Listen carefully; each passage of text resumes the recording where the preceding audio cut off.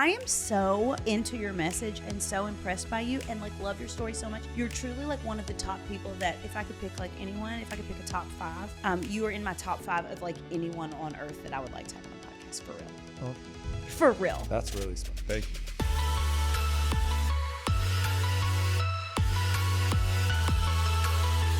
Hello, everyone, and welcome back to the Living Fully podcast. I'm so excited to be in this room. Not only because, and I hope that, Allie, you can get a shot like at some point in time so we can insert this into the YouTube video of what's going on right now, because we have an office of all women. And when Dan Martell, who's here with me today, walked in, not only did he walk in with his just amazing presence that I'm so happy to have on this podcast, but look who he walked in with. These 3 beautiful Canadian men that have been eating protein in their car. I mean, it looks like they've been eating protein in their car. And we've just been laughing and having fun. And I just love having some male energy in my office because that's a rarity for us. So thanks, Dan, for bringing these men When I walked you. in, I literally said, we're bringing the opposite energy right now. It just felt, it was really great. It was a yin and yang. It was really awesome. I know walking in here where we're making pajamas and holiday sweatshirts and we've got all the we got bicep veins and you got bicep veins. Yeah. So it's a really good combo. So thanks for bringing that. I don't mind. It's fun. This is beautiful, by the way. Thank you. Yeah, really cool. We love this new space. And like I was telling you guys, we moved upstairs and like we just needed a space where we could do a podcast and try on pajamas and have, 8 women coming in and out. So it works for us. But that's great. We're really excited to have you in here. So I get to do a lot of podcasts with a lot of really great people. And you are the one that I've been the most excited to have on in like the last over a year. And I've got a good list. No, it's incredible. I didn't even know why you wanted me. I appreciate it. I am so into your message and so impressed by you and like love your story so much. You're truly like one of the top people that if I could pick like anyone, if I could pick a top 5, you are in my top 5 of like anyone on earth that I would like to have on the podcast for real. Oh, for real. That's really smart. Thank you. Yes. There are parts of your story that remind me of my own. I know we have a very different journey and we talk about different things, but it's really special because it's really amazing to see someone who has, Dan's list of accomplishments. He's got the best-selling book. He's exited all these millions of dollars of companies at like a really young age in your 20s. Yeah. But also like your journey here is really cool. And that's what's really going to inspire people on the Living Fully podcast. Because Dan's journey included a lot of adversity. Like a lot of people are like, yes, everybody goes through adversity that I think ends up with a company like this. But the type of adversity that you went through is just it's really amazing that you're sitting here today with this story. It's so inspirational. And I can tell you're a person that is here to serve others. And your story alone serves others because they can't count themselves out. They really can't. No. So I kind of want to start with that. And I'm sorry because I know you've probably told this story 100 million times. I don't mind. But in the beginning of my book, which we were just talking about off camera, how we have this story, and you have a story that we both have a story that includes treatment. Mine doesn't include prison, but it could have. No high-speed chases? No? I didn't have a high-speed chase, but I probably got lucky. Yeah. So I want to start out with that because all of these things that you've done, and also like you've gone on to help, you were named like the top angel investor in Canada, I think, because you've helped thousands of other businesses. You also are like besties with all of the people that I admire, like Ed Mylett and Tony Robbins and Jamie Kern Lima. Yeah, all great humans. They're all so awesome. Yeah. But I want you to start when you're 15 years old and you're in this high-speed chase from the cops. Take me back to that moment because what a place for your story to begin in a way. So first off, I am just as surprised as anybody else that this is my life. Like my dad calls me, we talk almost every day, but every once in a while he'll just go like, could you have ever imagined? I'm like, no. He's like, it's kind of crazy. I go, all of it. Like what, even this morning I walked out and I said, what is this world? Like, what are we, like, how did this book, like all of it. So I'm grateful. Like you got me right in the heart a second ago because like to say that I'm top 5, like that's an honor. because I know the people, you know, and I mean it. and look at. And so like 15 Dan, I was definitely lost. I was in a very dark place. I didn't have the answer. I knew I was running from just my situation. I was on the run from the cops. At that point, I'd already been to juvenile detention once. It was the worst thing that I've ever experienced. And I was a heavy drug addict. I was drunk. And out of desperation, because the cops were looking for me, I stole a card and tried to make my way to essentially across the country. And I had a handgun in a backpack that I had gotten through just hanging out with people I shouldn't have been hanging out with. So I remember telling myself, if the cops ever somehow find me, I'm just going to pull the gun. So I'm just driving on the highway, wasted. So I kind of don't remember, but obviously I kind of remember. And I pull over to get some gas, and there's a routine roadblock, checking insurance and registration. So I pull up, and I roll down my window and try to blurt out as sober as I could the words, you know, I forgot my driver's license at home. It's my mom's car. Gave him as soon as I gave the registration, I gunned it. So it just took off right away. And I think I contemplated smashing into a tree. I contemplated seeing how long I could. And I was in this neighborhood and trying to get away. I saw a house with the garage door open. I had made a little bit of I was like kind of ahead, but I could hear them. And I thought maybe I could hide out in the garage and run out the back door. You know, maybe I watched too many car chase movies. And I came in that driveway going way too fast and smashed in the side of the house. I wasn't wearing a seatbelt, so like once the impact in the situation kind of calmed down, I could hear the cops pulling up, and I just went for the gun. But you couldn't get that gun. It got stuck between the seat and the backpack. What a moment. That would have been it. What a moment. It's kind of crazy. It's like really crazy. Yeah. I'm emotional because I think of my family today. I think about the people. I think about the opportunities I've had. I think about all of it. I'm just grateful. Yeah. Somebody's looking out. Yeah. I see why you lead with gratitude a lot. I see why that's something that anybody that like I'm just I feel so full like just and I want everybody to have it. And you think everybody can have it. Everybody. I think everybody their can version have of it it, too. whatever it is, and not my version of it. Don't try to be me, be you. I think everybody can have it too. That is a belief that we share, and that I understand why you stepped into the day today and we're like, how is this it, and isn't it a wonderful perspective, because it when it's handed to you or when it's easy, it just never feels the same. No, I've never grown when the thing I was trying to do was easy. And I mean, that took years for me to understand, but that reframe of now when things are challenging, I get grateful, because I go, ooh, we're the opponent. We're the opportunity. I get to learn today. That's neat. Yesterday was kind of a good day. I didn't learn anything. Today, I got some stuff. So yeah, it's cool. Yeah, it's cool. And I think what's really cool is, a lot of times when I'm talking to people or bringing them to my audience, I'm telling the success story, and they're the 9-figure entrepreneur and they've done all of these things. But then you took yours a step further to make sure that people didn't build these businesses and these lives and this wealth and then hate the life they're living. Yeah. Because so many people, isn't it unbelievable how many people get to that level and then they forget, they don't do that part. They think that the business growth is success.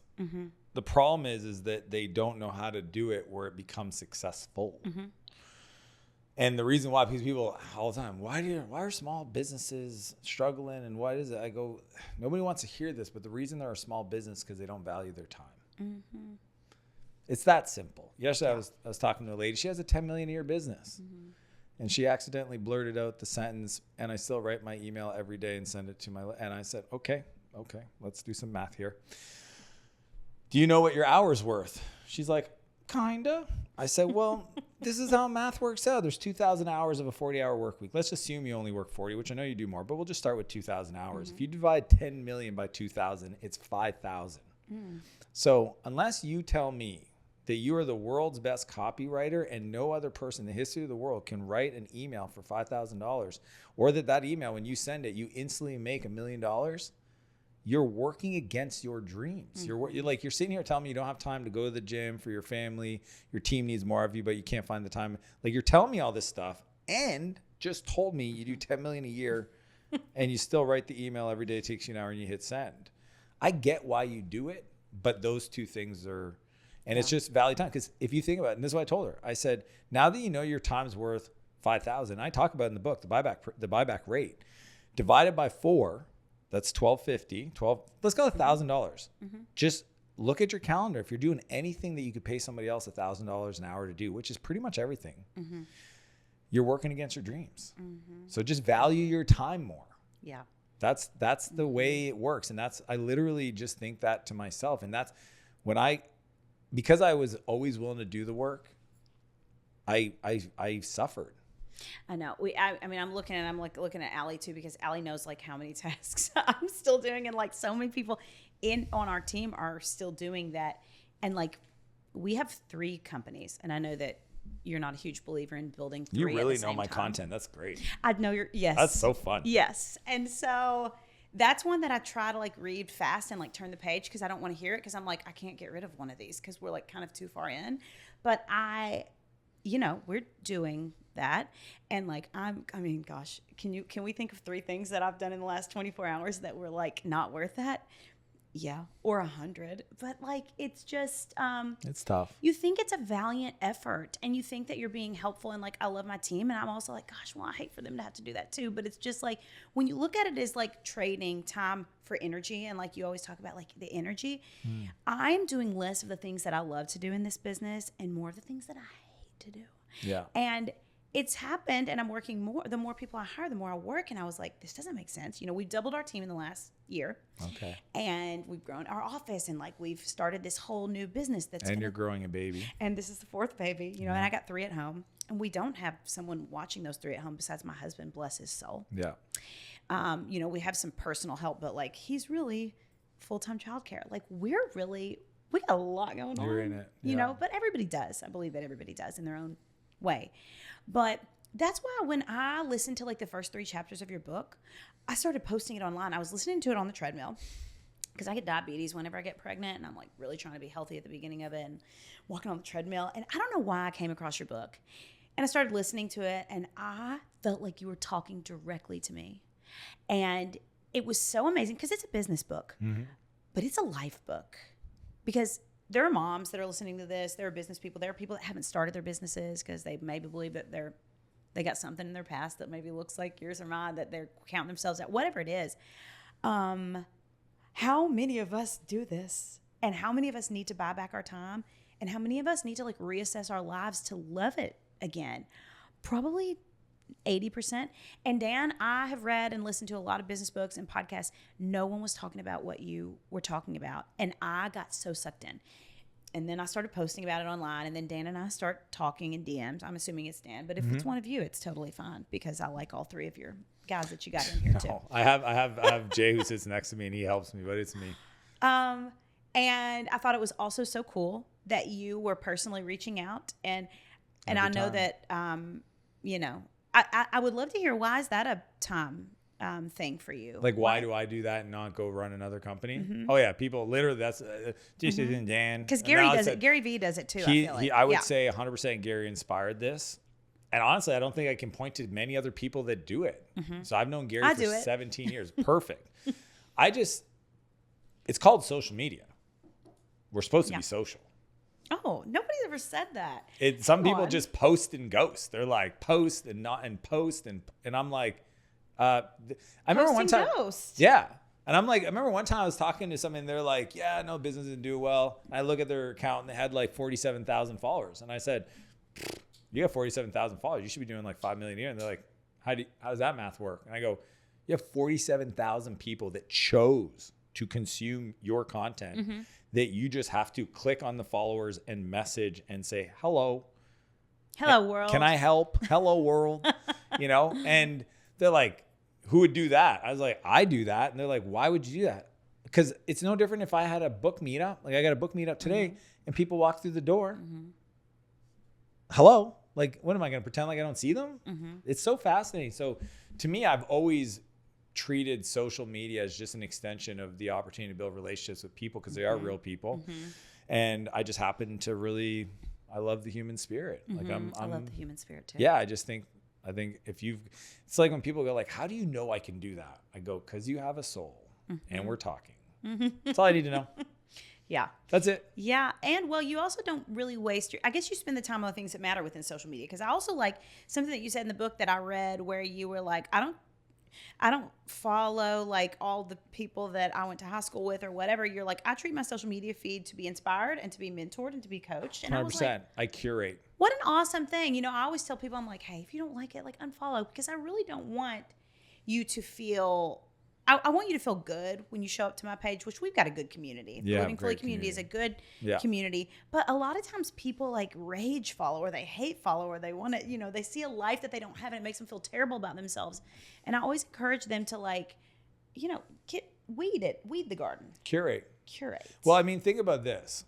Most people are friends on Facebook, Instagram, whatever, with people that if they were at the mall they wouldn't want and to they talk saw to. that person coming their way, they wouldn't even acknowledge them. So how about we just agree that just because you got stuck in a math class sitting next to somebody when you were 17, you don't have to be friends. Yeah. Like you're not friends with them. You don't. So like, let's just start there and give yourself so it's funny. I'm 100%. I had a guy yesterday actually that I guess I was following him and I unfollowed him and I met him and we had a great conversation. And at the end he got quiet and he goes, hey man. Oh no. Can I ask you something? I was like, yeah, anything. He goes, dude, I noticed like last month you unfollowed me and it like really, oh man, I got to tell you, man, you really showed me where I wasn't free. And I was like, yeah. He goes, why? I said, dude, I did half my family. Don't take it personal. Like, oh gosh. I said, you probably didn't post any great content in a while and I'm not going to fall. If you don't want to take this seriously, that's good. I'm your friend. I will always say hi to you, but I'm not going to have you just pop up into my feed because something weird is happening in the world and you decide to share it. That energy for me, I curate. Like in our home, there's a sign when you walk in, it says you're responsible for the energy you bring into our home. Yeah, I think I got it from Oprah. Yeah, I think I got it from Oprah. That's a great. Yeah. I didn't read that. Yeah, I hold people accountable when you come in my home. And must be easy. No, when the whole world was going crazy, my dad was addicted to watching the news. And he couldn't have a conversation with me without bringing it up. And I had a big barbecue at my cottage, and he showed up. And before he got in, I pulled him to the side. We had a conversation. I said, Dad, I love you and I want you to be here, but this is a no drama zone in that place. And if we can't find better topics to talk about, then we're just not living a very interesting life. And I was saying we, and I said, are we good? He goes, okay. And he did it? He did not. Yeah. He never brought it up. That's awesome. But I was just like, again, people that are it's like, look, I don't want to, I work too hard. You know what I mean? Like I go out of my way to work on my brain. Like I read for myself. I have to. Like I don't wake up in the morning like this. This is like, it's a process. So, and constant educating. I love when you talk about that too on socials and stuff, that you're like, you walk into wealthy people's houses and they have huge libraries. You walk into someone's apartment across the street and they got huge TVs. Oh, they got the latest Best Buy TV. I don't even know some of these TVs. 8K, 3D, 4D, surround sound. Their system costs more than their car. Yeah. It's like, what are you doing? You're drowning out. Like the entertainment is what you need more. I'm all for, purposeful, intentional entertainment. Like Yeah. I'm not a just work all the time or educate myself all the time, but at the same time, like reallocate the money. I mean, it's a self-medicator too. It is. I think too. I mean, you and I were addicted to other things, but like that is an addiction, as is shopping, distraction, like watching TV all the dang time. It's all an addiction, and it all does hold you back from your potential. And I love it that you believe like I do. I always tell everybody, I'm like, you can do the exact same thing that I did. I did not have anything different than you had. We all have different skills and talents, and I love that you had to develop the talent and the skill of selling. I heard you say that to somebody. I was an introverted programmer. So interesting because you've sold all these companies. You got good at it, but like you weren't good at that skill, I'm and then world you class. learned. I'll be honest with you, I'm really good. I believe it. Yeah. But like that, I love it that you went out and sought out that skill, and instead of like counting yourself out, you counted yourself in and drove around and listened to the sales books and stuff. And it's so inspiring. Your story is so different. Can I share this? Because like, again, they see us, they hear us, and sometimes they compare, right? They're like, oh, I wish I'm not doing as good and all this stuff. Mm-hmm. I remember a decade ago, I heard John Maxwell, okay, who's a legend. And he's on stage. And I wasn't new to, this is the first time I saw him in person. My wife and I actually like bonded over the first time I ever got in her car. She was listening to Success Magazine, John Maxwell, and she rushed to turn it off because she thought I was going to think she was weird for listening to it. And I said, was that Success Magazine? She goes, how do you know? And I was like, because I like put it back on and it was John Maxwell's. That's awesome. So he's on stage and he's talking. He says something beautiful. He goes, everybody wants to do what I do. They see me on stage speaking to the NFL, speaking at presidents, all this stuff. They want to do what I do, but they're not willing to do what I've done. Let me tell you what I've done. And then he talks about how he's written every day for the previous 52 years. He's written 90 books, 35 million copies sold, spoken in, 100 countries. And I've gotten as a friend now, he's my, like, crazy to say this, he's a personal mentor and a friend, and I've watched him. And I remember when he said that to me and I was in that audience, I thought to myself, I'm willing to do what you've done. It'll take me a while, but I'm willing to do what you've done. Yeah. I wrote back in 10 years, I wrote a blog post about this. I showed it to him this year because I spoke on his stage. What? Like when I wake up and I go, what is my life? How is a guy that had the most biggest, like when it comes to leadership, nobody has taught me, shown me, I've consumed more content than John Maxwell.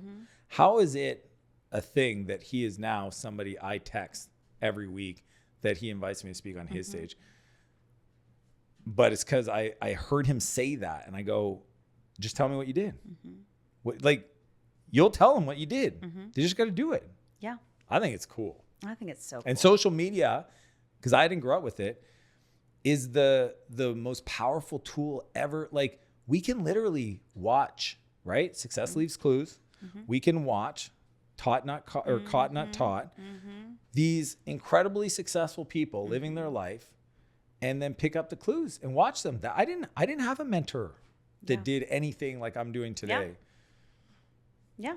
It's amazing. Success leaves clues. Yeah. I like that line. And go consume. Use social for the right reasons. Yeah. And I feel like we're a good we're not that far apart in age. And like, I love being the generation that didn't grow up with it, but had it at my disposal when I was building a business.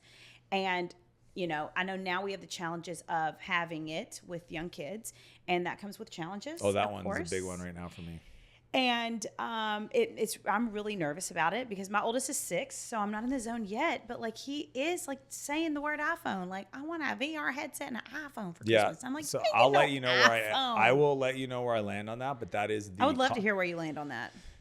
I'm seeing the issues. At first, I was like of the mindset, that's the world we live in. I can't deprive them of exposure to new technology, to the devices. But I'm seeing the impact on their psychology. So we're going through an experiment.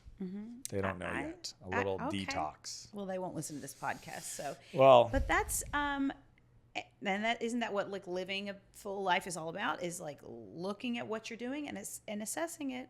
I won't suffer. I'm just not one to watch a train coming right at me and go, what's that? I see it with my kids with TV, with YouTube. Like we took away iPads years ago. Yeah. And we never really used them that much, but we'll have TV playing in the background, and like YouTube, when he started to be able to control the remote. Oh, that's the thing. And watch certain shows. And the even shorts. If it's Nerf Wars. No. Or like something. I would hear him say something. I was like, we don't say that. Like, where did he get that from? And then I would start to put together. But also, it's just like their attitudes and their energy, and it all shifts. And it's really easy to look the other way as a parent because, like, whenever I'm tired and I've been working a 14-hour day and, like, I come home, would it be nice if they were, like, quiet for a second?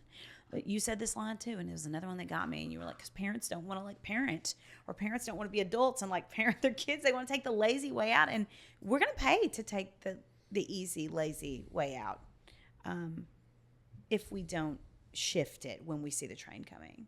So that's awesome. I'm excited to read the book when you write about the I don't think I'll ever write about it, but I'll talk about it all over my social. I mean, that's the thing. My kids watch my shorts, so they're like, everything I say, they eventually see. Well, Sam, it's coming out. It's coming out. I don't mind. Okay, so we're talking about sales. That was not your natural talent. And you learned to do that, and then you've learned to sell all these companies. I want to go back to the beginning of the story because you did have a natural talent. And that talent was, in coding and with technology. And I love your that pivotal moment where you were in treatment, correct? I was, Okay.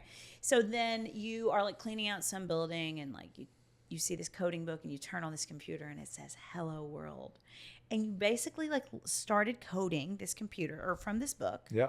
And you realized it was like a whole world opened up. What happened was, I remember the moment and really the feeling, right? I grew up in so much chaos, and that's why I wrote about it in the book, because to me, entrepreneurs are entrepreneurial because they thrive in chaos. They actually when everybody else says there's a storm, they actually get calm, which is, and the reason why is because they learn to deal with uncertainty. It's actually a trauma response technically to that disruption. And it turns out, as an entrepreneur, it's an incredible, great. I agree with you. Yeah, 100%. It's like, that is the definition of entrepreneurial. Can you deal with uncertainty? But the software coding became almost, the certainty of it became therapeutic. So when I grew up with so much, I didn't know what version of my mom I was going to get that morning.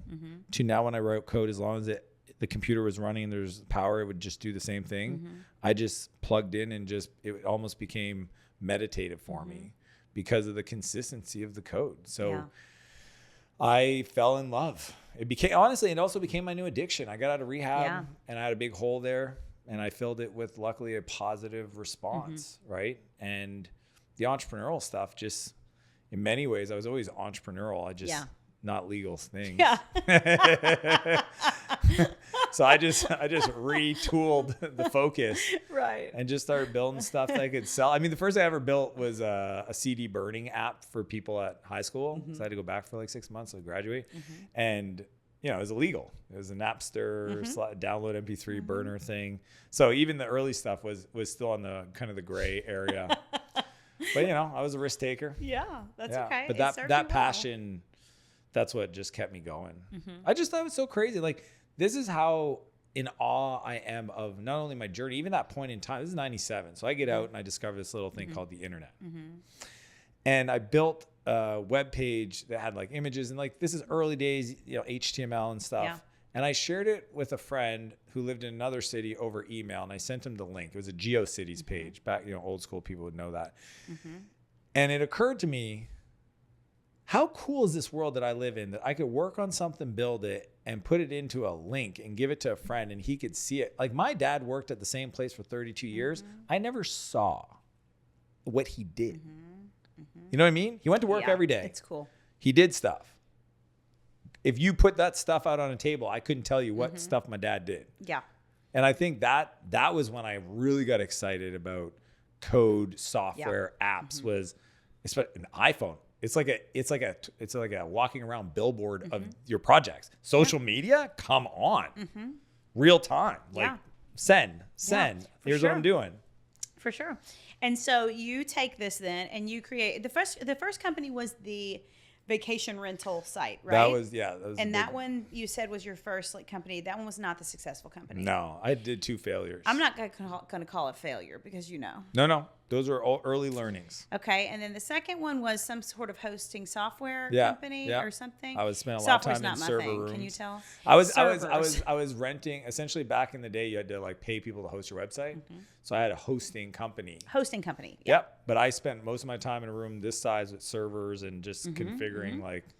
And you're like Nerd. a child. I mean, you Yeah, are. I'm Yeah, I know 20. you had some street cred because you've been to prison and you'd been to rehab. But Nobody knew that though. You gotta understand. Nobody knew that. That was all luckily done before I was an adult, before I got out of high school. So when I got into the world, all those business conversations. Nobody knew that. Nobody knew. Great. Okay. So then you get into your third company, which that's Spheric, right? Yeah, that was the one. So that one was the one. So because it's really amazing to experience what you went through, all of these things, and then to exit a company and become a millionaire at 27. Also, you didn't come from a wealthy family. You didn't have any wealthy examples. I mean, you were in the foster care system. We grew up in a trailer park. Like, yeah, I mean, it's an unbelievable story, Dan. Yeah, it's an unbelievable story. It blows me away.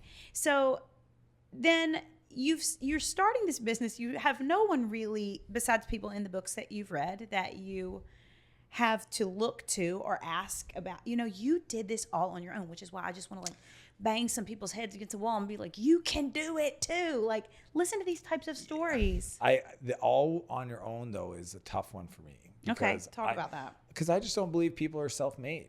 I think they're community made. I agree with that.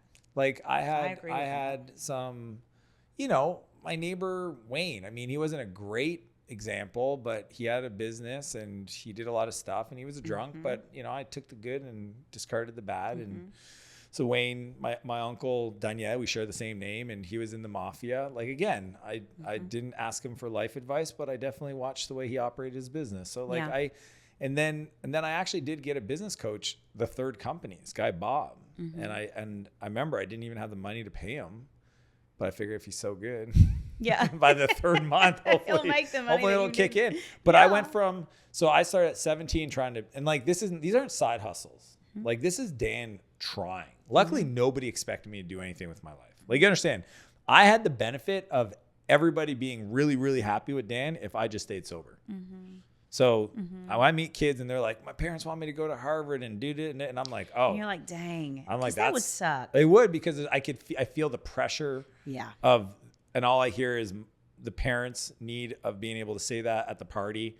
It's like, Bobby's going to whatever. And I'm just like, no, my parents are like, Dan's sober and he's doing good.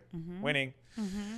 So I just, it took me 17 to, let's call it 24, 7 years of really trying and failing and banging my head in 2 failed companies and just boom, trying, reading books. I wasn't even reading books. That's what changed. I started reading business books. I read computer books. And Bob was the guy that showed me, hey, there's this thing called business and it's actually a thing you can study.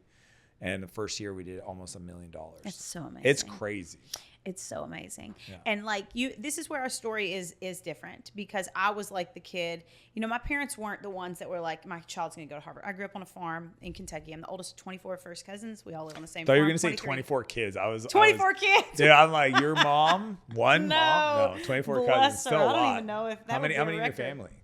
4. I'm the oldest. Okay, same. 4. Yeah. Where are you in the line? Second. My sister's the oldest. Okay. So I know you through my sister. So, so we grew up on this farm. My grandparents were in the middle. We all like lived around. And so I was like the example and the shining star. But because of pressure I put on myself, they never said you have to do this or make all A's. Like my sister was making B's and C's, and she's actually smarter than me probably. And like but I put the pressure on myself. I wanted to be a valedictorian, and then I was Miss Kentucky, and then run over Miss America, and then did the reality TV shows. And like, I achieved all my dreams, and I crumbled under the weight of the pressure of expectation that I thought other people put on me. And so like what you just said about, whether it comes from their parents or themselves or from like past accomplishments, like sometimes you just got to feel like you got to keep like building the tower. And that is what sent me on my spiral. You and I had spirals for different reasons, but and then the spiral was the birth of the Living Fully brand. And like your spiral was the birth of Dan's computer thing. Dan's computer thing. I know, it's kind of. My dad would love you. My dad's like, your Is he a tech guy? Yeah, he's a tech guy. Cool. We have a family business, and they have a family business. I'm not in it. But yeah, it's just, it's so interesting, like the way that you can arrive at your destination. And I just think that. But this is, you've probably experienced, you just kind of touched on it, but as I've gotten to know more people, and it's the thing about being vulnerable about your story, you get it back. It's that was the thing. The first time I ever told my story and I got off stage, the interactions I had after that, way different. I said, I want that always. Yeah, way different. And what I've discovered, because I'm like hearing what they're telling me and then looking at their lives because I know who they are. It turns out the people that have gone through the most have the most to give. Yes. The people that have gone the furthest down, that are willing to explore, right? One of my friends, Stephanie, she says, to the degree you can go to the bottom of the ocean and bring that up to shine some light on it, you will live a fulfilled life. That's her, because a lot of people, that stuff's there and we don't want to acknowledge it. We don't want to talk about it. I mean, again, I was freaking, I can't believe you put it, the first time you ever shared it was in your book. Like at least I had some time to get it out there and but feel you know it what, out. Dan? Like you just asked me a while ago, like what? Because I was telling you how much we both love Jamie Kern Lima, and like she's like a mentor to me, and she wrote the foreword to my book.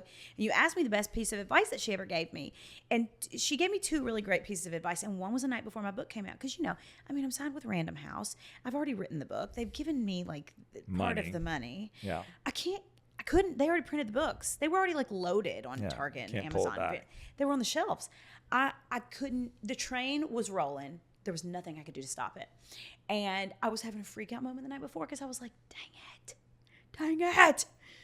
Now they're all going to know. And like, what will they, I hadn't had that experience yet of the walking. That's why I think stage. it's so crazy. And so I trusted. I'd heard a lot of people, but I also I really knew, because I was a public person that had this like shiny life on the other side. I really knew I had to share that. And I didn't really know how it was going to be received. And I really care about how people perceive me. And I really cared back then. Now, going through 6 months of treatment and therapy and stuff, I care a lot less, but like I still care. You choose to care. Yeah. I call it the power of opinion. I choose the people I give the power of opinion to. That's great. That's all we do. You curate it. But I want to know the two things though. Yeah. She said, Mallory, she was like, because she loved what I was showing on the other side, but she said something like, if you want to influence people, like show them your success. But if you want to really impact people, you have to show them your failures. And I was like, oh. Bars. And I wanted to impact people. I was already influencing them. Easy. Yeah.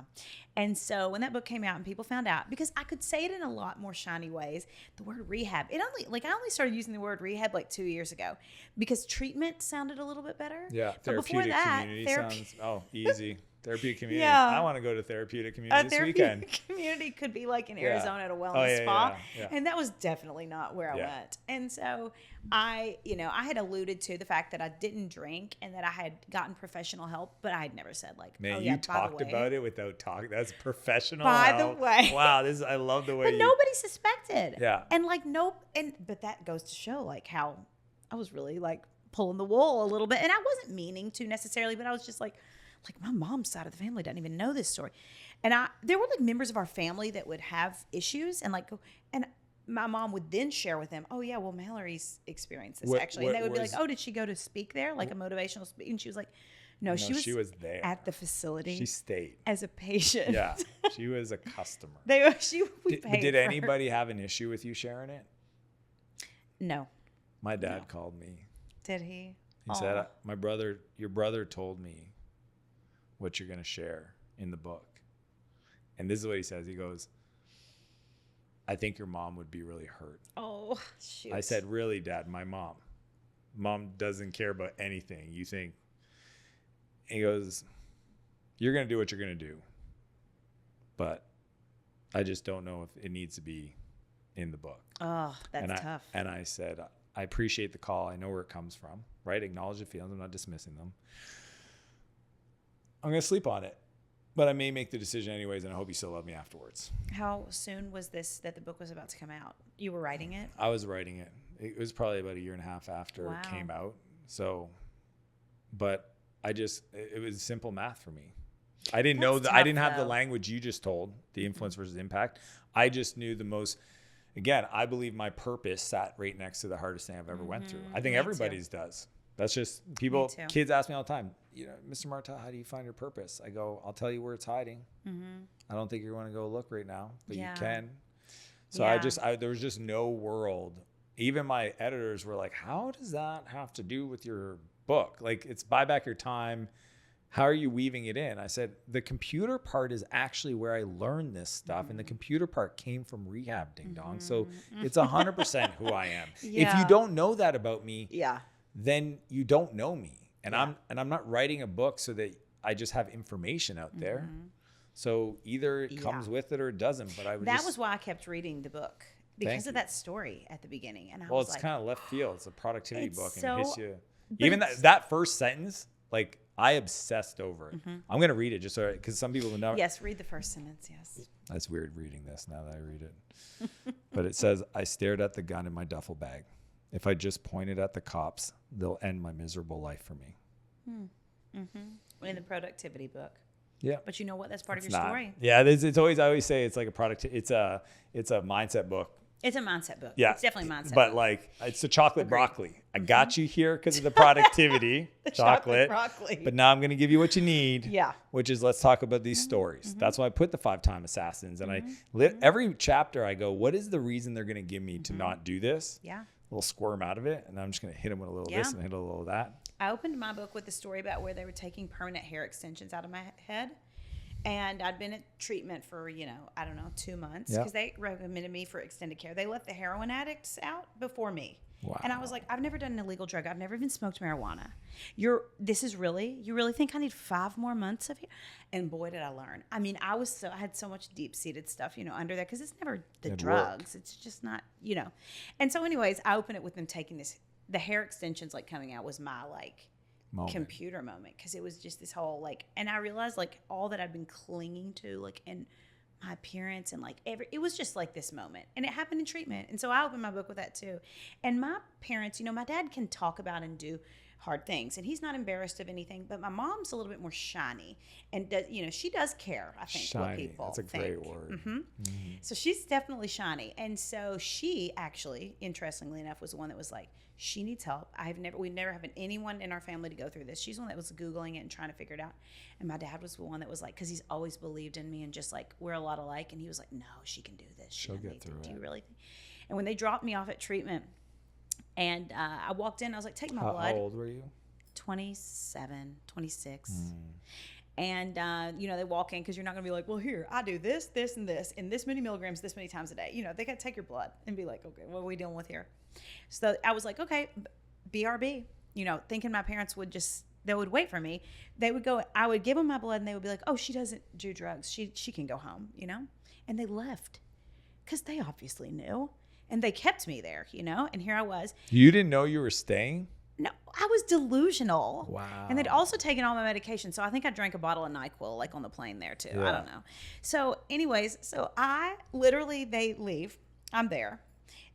And my mom and dad said, they got in the rental car and they sat down, and my mom went, oh my gosh, I feel so relieved. And my dad had tears in his eyes and was like, I feel like I just abandoned my child. Yeah. He's like, I don't want to leave her. So your parents have these they have these ideas of you. And I was like, if my mom hadn't made me do that, I would not be here today. We would not be sitting in the office formerly owned by Bitcoin. Isn't that crazy? So that was my moment. I would have died 100%. I wouldn't have lived 8 more weeks. And what an amazing thing. These little tiny moments in our life can shift the whole trajectory of it all. And so I'm obsessed with giving that back and telling people all the hard parts of my story, because I do not want them to count themselves out when they see our beautiful compilation reels that 35 people took to make. The highlight reels. I have to make sure that they know. Also, 10 years ago, my mom was telling me work at the Nordstrom makeup counter. Yeah. Because they did not want me to not be sober. They were really worried, and they knew my potential. I'd almost won Miss America, and I'd done all these things. But still, they were like, sober's good for her. Yeah. She cannot have any more stress, because we cannot deal with this again. She's going to die. Yeah, let's find this thing she can do that doesn't stress her out. Let's find this thing that she do that she'll be fine. So anyways, going back into your story. So what I love about, so now you're a millionaire at 27, and it's so amazing. And now you know how to build businesses, and I agree with you that the making money part, I don't ever think is the hard part. It is the not creating a business or a life that you dislike on the other side. Yeah. And I love it that you went there, because I can read a lot of books on business, and I've figured out like our method. I mean, we're on our second clothing company. We know the method. We know how to do it. We will be successful. But I've learned, and that's why I'm obsessed with your work and your book, that is one very small part of the success of the one life that you're given. So then in Buy Back Your Time, the book that is next to the Bible to me, I love all of the tactics and the specifics that you talk about, because nobody else talks about this. So can we talk about, why did you get to the point where you were like, oh my gosh, something's wrong, I've got to change things, because like success was not successing for you anymore? Like, why did you get to the point where you wanted to learn how to buy back your time before we go to your principles? I'm in shock right now. You are such a, thank you. I'm impressed with you, Dan. I cannot. Just a fan of Dan. Clearly, but I mean, like, you're impressed. Like, I don't know. I'm grateful for it. I want to give you everything. Like, whatever you need ever, I want you to know this. I'll tell the whole world. You have my personal cell phone. You can call me anytime you're dealing with it. It's literally easy, done, whatever you need. I had one gear, which was get things done. Mm-hmm. That's all I knew. I grew up as a hustler. I was a street guy. I had a lot of street smarts, common sense. I figured it out the hard way. And when I had the taste of success, the truth was I didn't know why. Mm-hmm. Sure, I had Bob, my business coach at the time, but I'm 24, 25, and it's starting to go, and it's $1 million a year and then $2 million a year. And I'm just like so scared it's going to fail for the third time. Mm-hmm. And and it almost did several times. Yeah. That I didn't have a chance to breathe. And what happened was I was in a relationship, and to this day, I am so grateful she had enough backbone. But were you engaged? You were engaged, right? Yeah. I was engaged, and she just said, no. I can't do it anymore. I'm done. Mm-hmm. And I remember I came home. I just had a great productive day at the office. I was feeling good. Everything was going good. And I walk in. We just bought this place. Like literally 7 weeks ago. Our wedding is 7 weeks later. I didn't know it was that close to the wedding. It was that close. And I was like, work's killing it. I was supposed to be home at 5. It's 6:15. Mm-hmm. I was late. I'm doing great. But I'm always late. Mm-hmm. What's the big deal? I walk in and she's in tears. I'm talking like ugly girl cry. Mm-hmm. Like cannot breathe. Mm-hmm.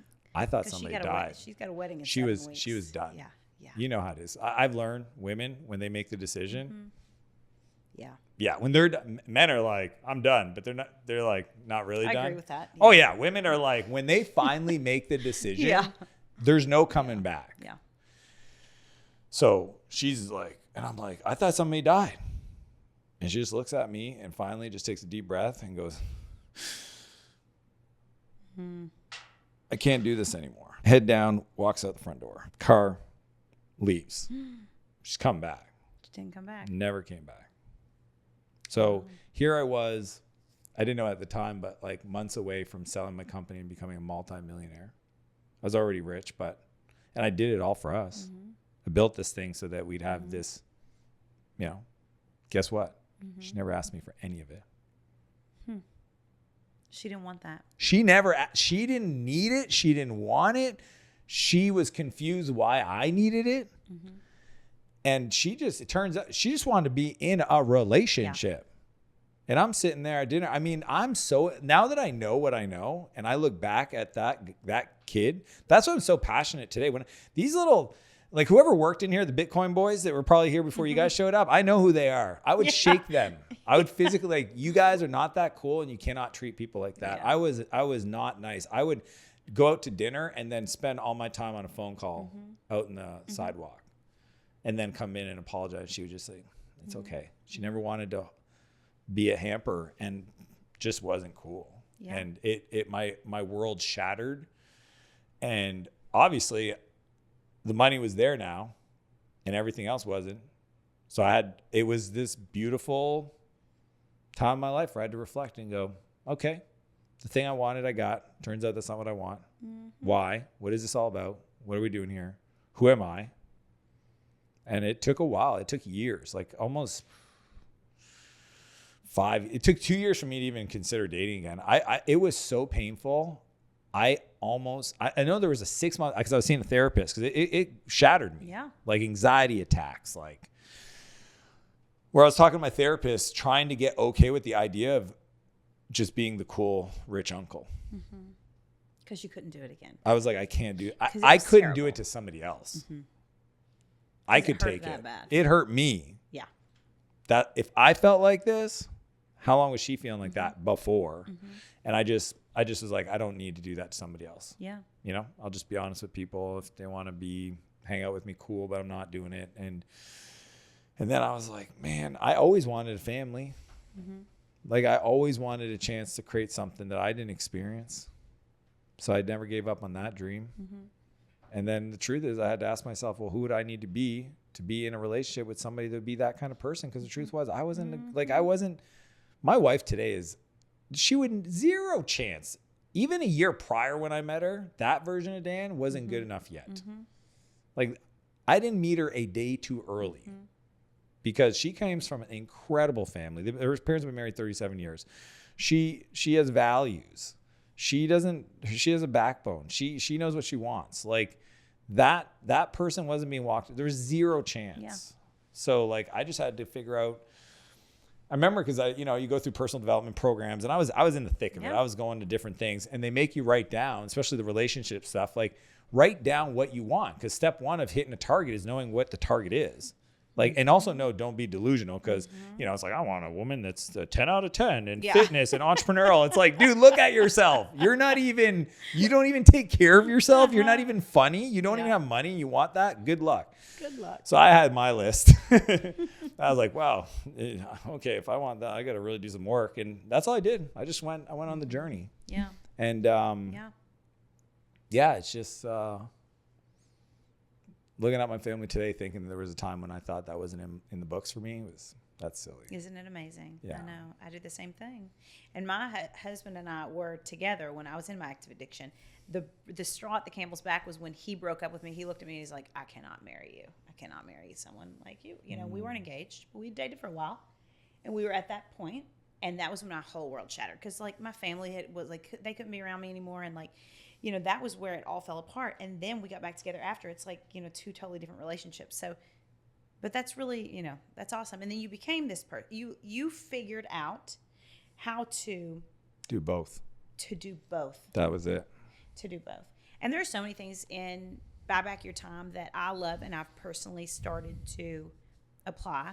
The buyback principle, we've already discussed a little bit of that, like what is your time worth and how much are you spending it on tasks. I love the $10 million companies were not built on $10 tasks. Yeah. That is so true.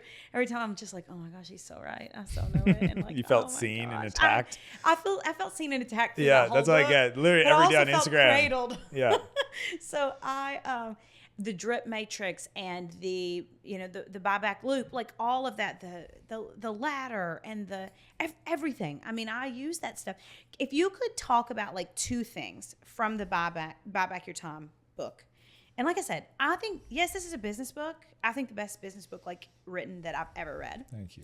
But it's a life book. And I think a stay-at-home mom can buy back their time. No, 100%. I think that a business person can buy back their time. I think my that team, a person that that's works, why it's done so well. People buy them for their teams. Yeah. This is not an entrepreneurial book. Yeah. So talk about like 2 of the principles like that you feel like are the most, if you had to pull like. My 2 favorite that are universal, I would say the first one is, well, one of them would be the 1-3-1 rule. Oh yeah. So a lot of people want other people to help them. So even if they have an intern, right? You have a company, you're a manager, you're a CEO, and you just like, I can't afford to pay somebody, but that's okay. Get an intern. I always call them free like a puppy. If I gave you a puppy, it's free. Not really. It's a lot. You know what I'm saying? Yeah. I had a dog. It almost didn't stay in our home. So I know how much work they are. And that's kind of what an intern is. But what happens is most people are never taught how to collaborate with somebody else. So if they even can let go, the way they let go is just wild. You know, it's like, just take this and run with it. And then it doesn't work out. And figure it out on your own. And I hope it works out. So the 10-80-10 rule is the idea of like, spend the first 10% of a project I love it. in ideation, right? With the person. And the question to answer in that phase is, what does great look like? So when I'm working with somebody on anything, that first phase is, when this is done, this is what I see. What does the completion look like? And I talk about, the definition of done. But I talk about the way it feels. Like this office, you go to this is what it looks like it's done. This is the energy when people walk in. They're going to feel this. They're going to smell this. They're going to have this. We're going to do And you just got to really ideate with the person and give them a sense of the target. Yeah. Then the next phase, which is 80%, which is execution. And that is them doing the work. I always say that's the authoring part. Yeah. As people, we want to be editors, not authors. So the ideation isn't authoring. It's just a collaborative conversation. Then they go out and they do execution. Then the last 10% is integration. The last 10% is where you come in and you do the little, just the little tweaks. It's the editing part. It's the when you're a musician and you just add the note and all of a sudden, oh, it pops now. Yeah, because you've got that special sauce. Everybody does. That's your art. Yes. So that's how every person in the world, if they follow the 10-80-10 rule, it'll allow you to let go and still feel like you've got your fingerprint on the end product. Yes. Because that's really what we want. We want to know what it looks like before the consumer does, or to our customer. We want to feel like we've had a chance to just... And, you know, it's like, I always think of at the backstage, you see like a fashion show. So the fashion designers always stand there, the model comes up in their thing, and then they kind of do their little like, and then. Yeah, but they didn't sew it. That's what you were like, you always say, like, No, you say in your book, you're like, Tommy Hilfiger didn't sew the thing on there. Yeah. And like, so-and-so, like, it's just, but I think that, okay, so in my business, you really helped me with, like, I've always had a really good pulse on design. Even though I didn't have a background in fashion design, I know what will sell in my 2 clothing businesses. And we like invested in this really expensive software that can predict trends and all this stuff. And we started kind of seeing that the stuff that like the trends would predict or whatever, it's great, but it didn't feel like me. Yeah. And it didn't feel special, and it didn't feel like what we usually do. And so we'd get to the end and we'd look at a collection, and I was like, okay, this is good, but like it didn't feel like us. And so like the 10-80-10 rule is what I've started. I want to be involved in the ideation. I have to be involved in the ideation. That's the best. You look at your calendar, it's like, what's green? That. Right, yeah. That's like, And then I'm not going to draw it. I don't know how to draw it. And don't learn how to draw it. Don't learn. And I got an iPad, and I wanted to learn how to draw it because I still have I want to do it. I can do it. You can. But I know 80% done by somebody else. 100% freaking awesome. Oh, you want to know the extension of that? I never got in the book. 80% done by somebody else, 100% freaking awesome. And if it's not, then go get better. Oh, that's good. Yeah, I forgot to put that second part. Good add-on. Well, look at us getting the free. Oh yeah, there's an extended version. Extended version of Buyback Your Time. Yeah. Well, that's a great one. Yeah. So that's the one. You asked me for 2. I'll give you that one as a 131. Or sorry, the 10-80-10. The second one is the 131. The 131 rule is like the best thing. Teaching them how to think for themselves. You got 3 guys here. They literally 131 all day long. They've never brought me to a problem without the 131 because they know I'll just sit there and stare at them and be like, I'm not doing your job. I'm not doing your job. Yeah. You have a problem. Sounds great. It's your problem. Keep it. I don't want it. I'm not putting it on my back. I'll just sit here and act like I'm an idiot. I always say rich people are lazy. Wealthy people are incompetent. Yeah. That's a good line. I'm incompetent. That's a good line. line. You give me 3 options and tell me which one you recommend. 90% of the time, it's gonna be that one because and even if it was a 9 out of 10, success rate. The other thing about when they do that, when the person comes to you, okay, and the 131 for everybody listening is one problem. So right off the bat, some people are like, everything's broken. It's like, what is the one thing we're talking about right now? Yeah. What are your 3 viable options? Because that's what entrepreneurs want to hear. They just want to know that you thought through. Right. That's it. But I also like where you say if they can effectively explain the problem, then it's like partially solved. That's Einstein said that. A problem well defined is half solved. But that was like a light bulb moment. Yeah, to me. it's a skill to learn how to communicate that, and you can teach your team. So then they come to you with the 3 viable options, which is what we all need, right? To know that they explored the option sets. And then the last step is, what is your one recommendation? Based on what you've explored, tell me what you suggest. And then I will be either, again, 90% of the time, sounds good. I would do the same thing. And here's the part of it that nobody considers that I think is the reason why it all works is that when people help build the plan, they don't fight the plan. Mm-hmm. So if I tell you what to do and it doesn't work, guess whose fault it is? Your fault. If you tell me what you're going to do and it didn't work, whose fault is it? Your fault. I like it when it's everybody else's fault. I don't, I have Well, already, they take more ownership. I'm accountable for my stuff. That's a lot. That's great. You guys keep your stuff. I'm good over here. I got enough stuff. And I think that's like, there's a great book called The 1 Minute Manager Meets the Monkey. And it's literally meets the monkey, not 1 minute. Really? Okay. I'll have to read that I think it's Ken Blanchard. I apologize if it's somebody else, but that book talks about the monkey and don't take the monkey off the other person's back, put it on your back. And then you walk around with a bunch of monkeys on your back. I got a lot of monkeys on my back. Yeah, that's what happens. We literally, so he talks about taking the monkey off and insuring the monkey. Yeah. You got to put some insurance on it. The 1-3-1 rule is fantastic. That's one that I really personally learned from. And I love everything though, like the effectiveness of buying back your time. Like your stance on meetings was pretty mind blowing to me too. Like, cause I started feeling like in the last 6 to 8 months, I was like, man, I got a lot of meetings. Gosh, this is all I do is meetings and act as HR. That's all I do. Yeah, professional HR. Lots of meetings. Yeah. And I was just like, man, okay, I didn't have time to help design that whole collection because I was in all these meetings. And I wasn't even solving the problems that were in the meetings. And I love your stance on meetings because you're like, if somebody asks me for a meeting in the particular way that they ask for the meeting, it's like they haven't, what is it? It's a leadership problem. If you have too many meetings, especially if they're ad hoc, they're like all the time. Fly by the seat of your pants. It means you haven't built essentially a communication rhythm. Right? If you actually distill everything into a quarterly rhythm, 90-day rhythm that has strategic planning, execution, check-ins, monthly, weekly, daily and then it takes care of all that stuff. So a lot of meetings, especially if they're ad hoc, is a symptom to a misrun team. Now, for everybody, if you want the secret to getting out of meetings, I just did it 2 weeks ago in my calendar. As I looked at all my meetings that were over an hour and I brought them down to 45 minutes. Anything that was 45 minutes to 30 and 30 to 15. Do you know nothing changed in my life? Do you feel like my meetings are so long because it's my fault that I have 3 companies? No, I think it's because if you create the forcing function, the meeting being shorter, people will come more prepared. Yeah. If they know, when somebody has a call with me and it's 5 minutes, and literally my calls can be in my calendar, they're 5 minutes long. I mean, I love you, but we're not talking about the weather. Right. You're coming in, you're going, here's the thing. This is what I want to talk to you about. These are the options. I ask a few questions. They answer it. And I go, cool or not cool. I move on and they bounce. Somebody else comes on.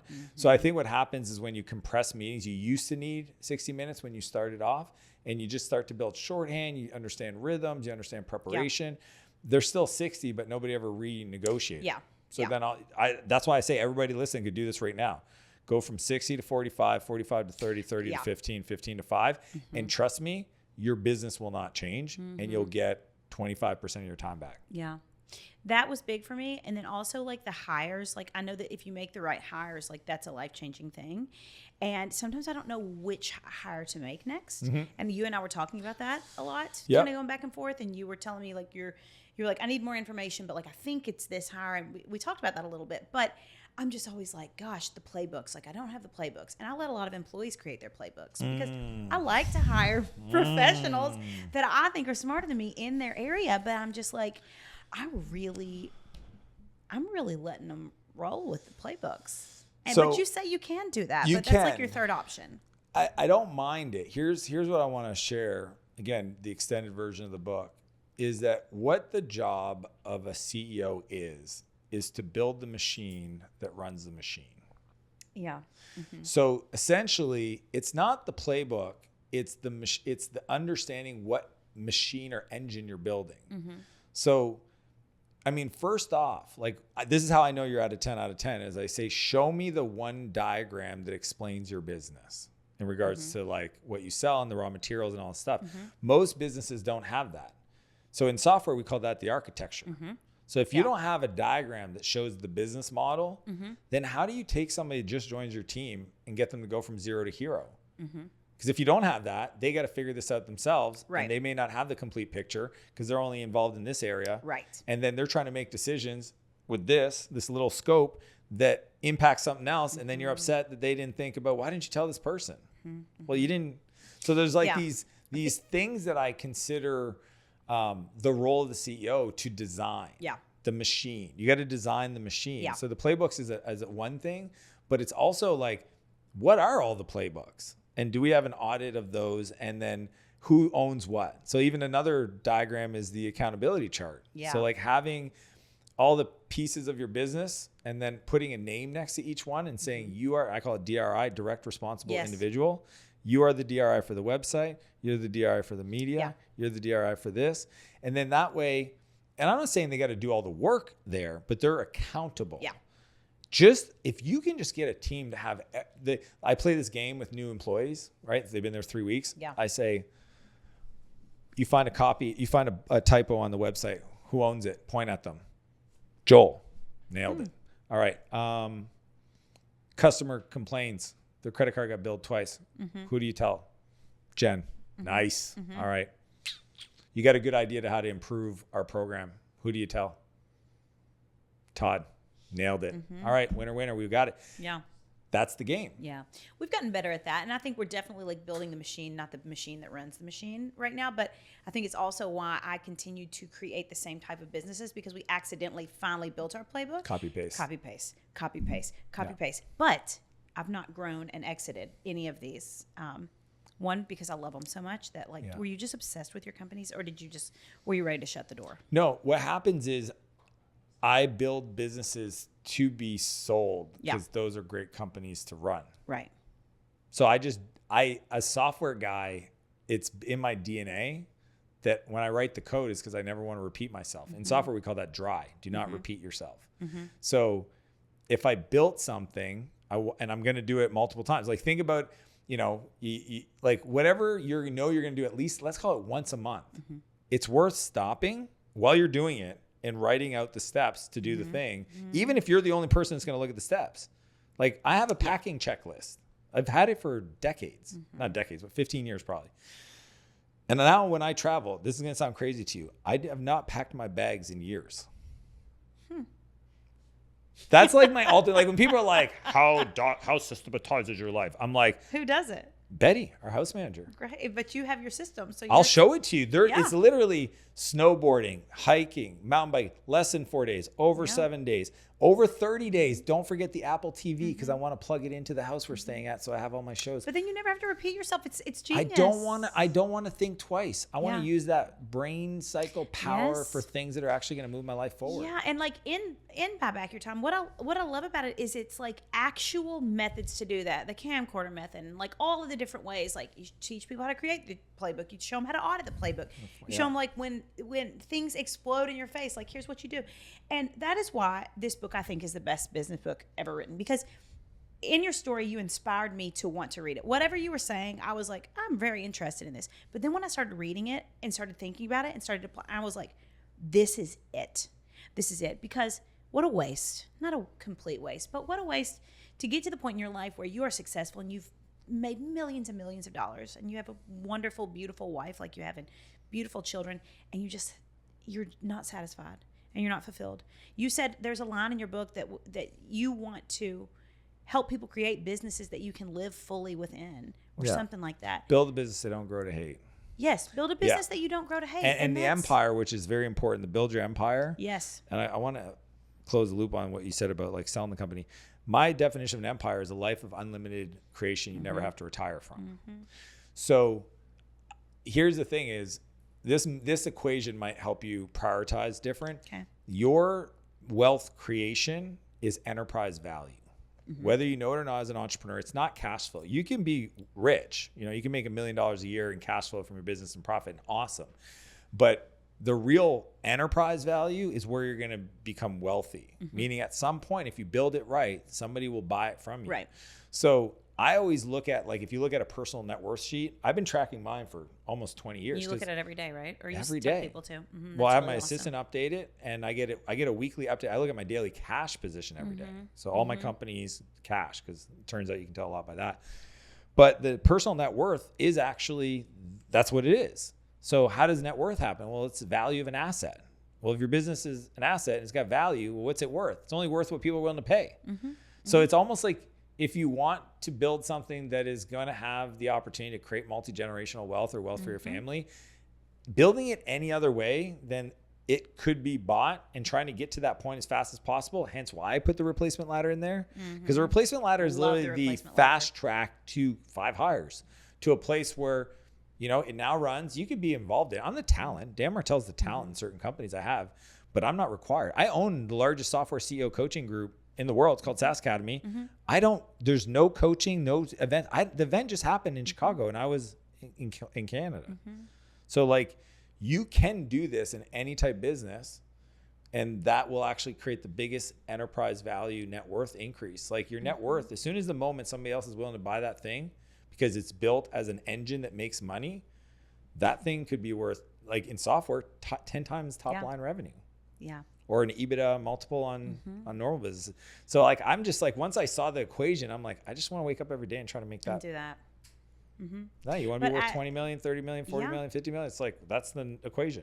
But then the beautiful part of the whole thing is just that you have built a life that you love while doing that. And that's why I think that you are different and you're special and you're special. I'm obsessed with everything that you do. Thank you. So I know that anybody listening to this podcast is going to be inspired, whether they're in the beginning phases of building a business, whether they're dreaming of building a business, whether they're a person that's built a business that's just like so miserable and like their husband or wife's about to walk out the door.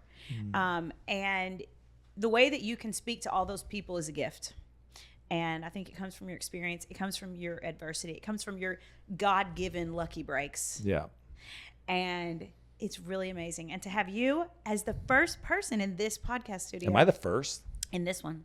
Let's go. I'm going to tell you what a good vibe, because this was just an incredible conversation, and I'm so grateful for your time. Thank you. And thank you for bringing your 3 Canadian men over here on the right side that have just been so great. And thank you for the inspiration that you've been to me and the difference that you made in my life and my business too. Oh, it's absolutely my pleasure. I hope this is just the beginning. Yeah. Awesome. Cheers. So thank you, Dan, for coming on. Do you have something for the audience? I do. If you want me, because like something for the audience. So everybody that reads a book, it's now become the unofficial sales book for all virtual assistant companies. Like everybody, they all want it because it sells the concept. Yeah. So people get stuck on what they should offer. Like what do I give my assistant? Okay. So I have an assistant. They're doing stuff, but what do I really do? If people follow me on Instagram, okay, just give me a follow. Message me EA Mallory. Okay. I'll send them my internal document. Oh, I need that document. Yes, you already told me I need an executive assistant. Okay, so hire an executive assistant. I will, and for you, this is what I'm going to do. I'm going to give you the document, and anybody else that messages me, you just got to message me. But I'll also have my assistant talk to your new assistant and mentor. Perfect. Okay, well, right now my assistant is Allie, who's standing. Allie's like, we can start with Allie. Follow Dan, DM him EA Mallory, and he will send you this. And Google Doc direct link. Thank you. I didn't know you were going to give a gift to my. I almost forgot. I told the team I wanted to do that for you guys. Well, thank you. Thank you so much. And then will you tell everybody where to find you besides on Instagram? YouTube's my favorite now. We just hit a half a million subscribers. We've been at it for 12 months nonstop. Wait, you hit 500,000 in 12 months? Yeah. Okay, I started in YouTube. That's a really big deal. I know. That's why they're so pumped. That's a really big deal. Yeah, it's crazy. Great job. So we go in the studio and edit like Matt. I don't edit, but I do my thing. They do their thing. And so YouTube's my fave. Instagram is honestly my fave. And then we're on LinkedIn and Twitter. And every social network I put out there is different content, different perspectives. And then go get the book, buybackyourtime.com. For sure. Best business book, one of the best actual just books that I've ever read. Thank you so much. We will link that. We'll link everything Dan Martell in the bio on this podcast. And thank you so much for your time. This was an amazing podcast and conversation. Thank you guys so much for listening to the Living Fully podcast. Tune in 2 weeks for more.